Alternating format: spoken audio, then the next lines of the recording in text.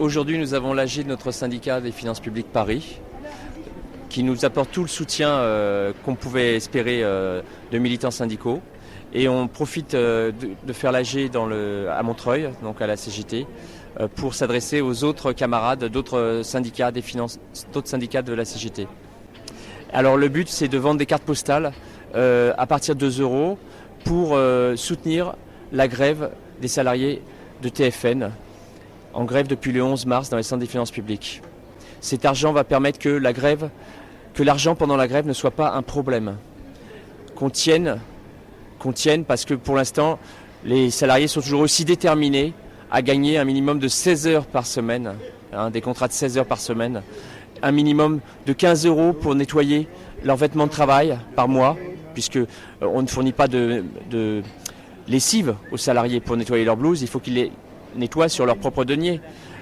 Un minimum de transformation des contrats de CDD en CDI, et puis aussi d'autres revendications qu'on a déjà développées. Mais la direction ne fait pas beaucoup de pas, très peu, vis-à-vis des... ils se rapprochent très peu des revendications des grévistes. La seule chose qu'ils ont prêt à donner, c'est des choses qui ne lui leur coûtent pas un rond.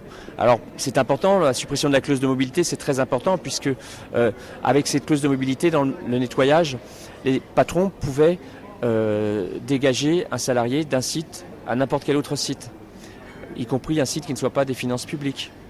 Cette clause a été supprimée de la convention collective et cette grève doit permettre, puisque ça a été accepté par le patron, qu'elle soit aussi retirée des contrats de travail de tous les salariés de TFN. Maintenant, ce qu'il faut, c'est l'argent, parce qu'ils ont fait grève aussi pour l'argent, vu la faiblesse de leur salaire. C'est notamment assurer 16 heures de travail garanti pour tous.